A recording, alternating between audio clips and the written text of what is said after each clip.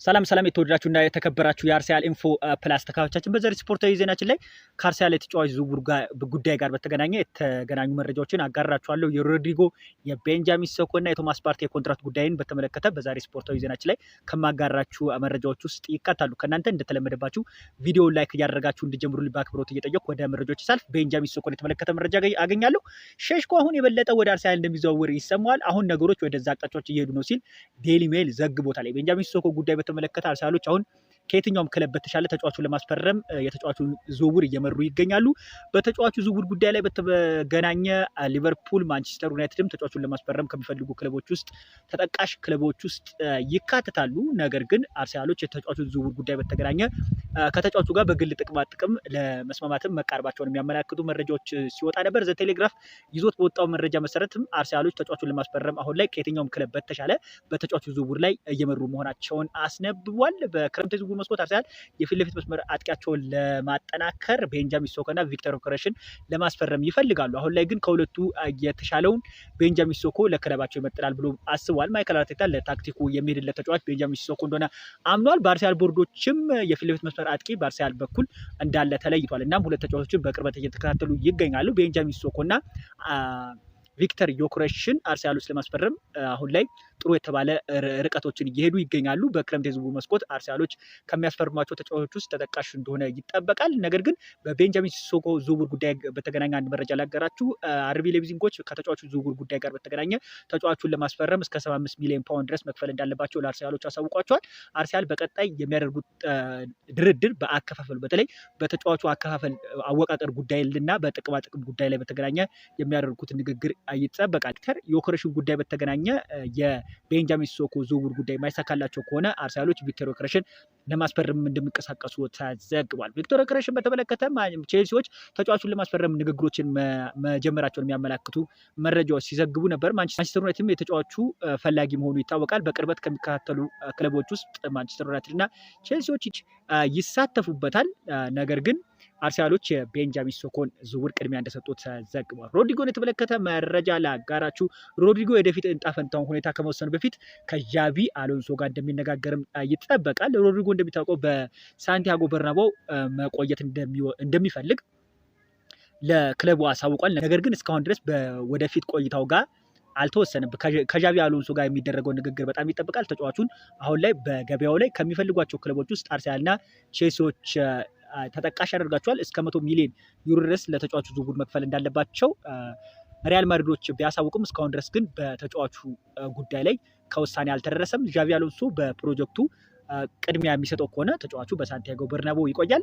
በተጫዋቹ ዝውውር ጉዳይ ጋር በተገናኘ አሁንም ቢሆን ስማቸው አርሰናል መያዙን ቀጥሏል። ቼልሲዎችም ተጫዋቹን ለማስፈረም አሁን ላይ በገበያው ላይ አርሰናሎችን ለመፎካከር መግባታቸውን የሚያመላክቱ መረጃዎች ሲወጡ ነበረ። አርሰናል ከሳኔ ወኪሎች ጋር በዝውውር ጉዳይ ላይ ድርድር መጀመራቸውን የሚያመላክቱ መረጃዎች ወጥተዋል።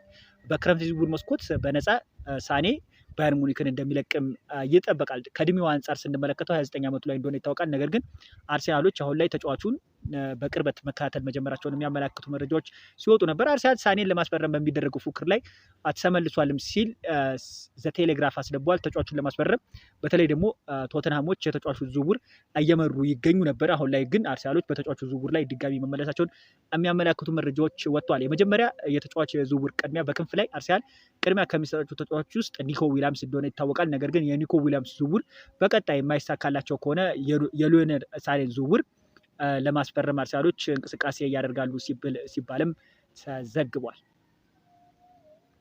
ከኮንትራት ጉዳይ ጋር በተገናኘ ሳልፍ ቶማስ ፓርቴን የተመለከተ መረጃ በትላንትናው አመሻሽ ላይ የወጣውን መረጃ ላጋራችሁ።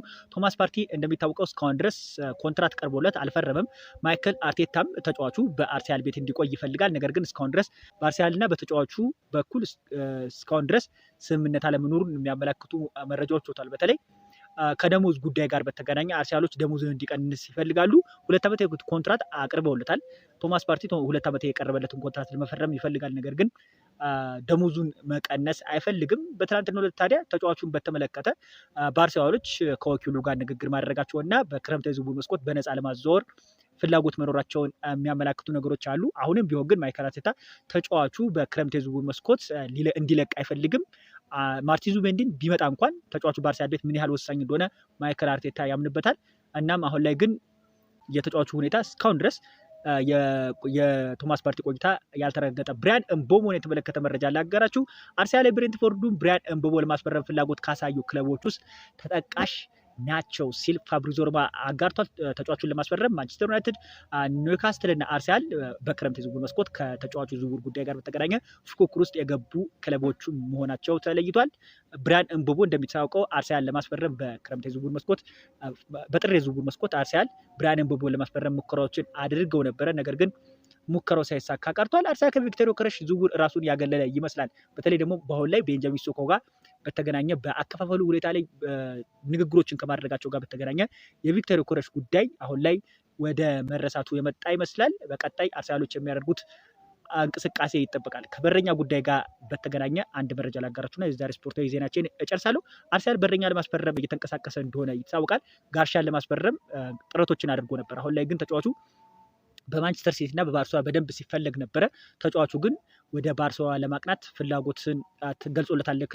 ክለቡም ተጫዋቹን ለመልቀቅ አሁን ላይ ወስኗል። አርሰናሎች ከጋርሻ ዝውውር ራሳቸውን በማግለል የወልቭሱን በረኛ ለማስፈረም አሁን ላይ ትኩረት ሰጥተው እየተንቀሳቀሱ መሆናቸውን ተጠቁሟል። በክረምት የዝውውር መስኮት ከአርሰናል የሚለቁ ተጫዋቾች ስም ዝርዝር ልጥቀስላችሁ። ጆርጂኖ እንደሚታወቀው ፍላሚንጎን ተቀላቅሏል። ክራንትሬሊ ወደ ሴልቲክ ያመራል። አሌክሳንደር ዚንቼንኮ በክረምት የዝውውር መስኮት ቦሩሲያ ዶርትመንትን የመቀላቀሉ ሁኔታ የማይቀር ይመስላል። አርሰናሎች እነዚህን ተጫዋቾች ሲሸጡ በክለቡ ደግሞ አዲስ ተጫዋቾችን የማምጣት ግዴታ ውስጥ ይገባሉ። አንዳንድ ተጫዋቾች እስካሁን ድረስ በአርሰናል ቤት ቆይታቸው ግልጽ ያልሆነ አለ። ቶማስ ፓርቲ እስካሁን ድረስ በአርሰናል ቤት ኮንትራቱን አልተፈራረመም። ቶማስ ፓርቲ በቀጣይ የማይፈራረም ከሆነ ከክለቡ የሚለቅበት እድል ሰፊ እንደሆነ ተዘግቧል። ቢቢሲ ኒውስ ይዞት በወጣው መረጃ መሰረት አርሰናሎች እስከ 200 ሚሊዮን ፓውንድ ድረስ ከማትረፋቸው ጋር በተገናኘ በክረምት የዝውውር መስኮት ካለምንም ፋይናንሻል ፌር ፕሌይ 200 ሚሊዮን ፓውንድ ማውጣት ይችላሉ። ከፍተኛ የሆነ ትርፍም አርሰናል በዘንድሮ ሲዝን ማትረፋቸው ተዘግቧል። ከአርሰናል ዝውውር ጉዳይ ጋር በተገናኘ ይዤላችሁ መጣሁት መረጃ ይህን መሰል። በሌላ ቪዲዮ እስክንገናኝ መልካም ጊዜ ተመኘሁ። ቻው።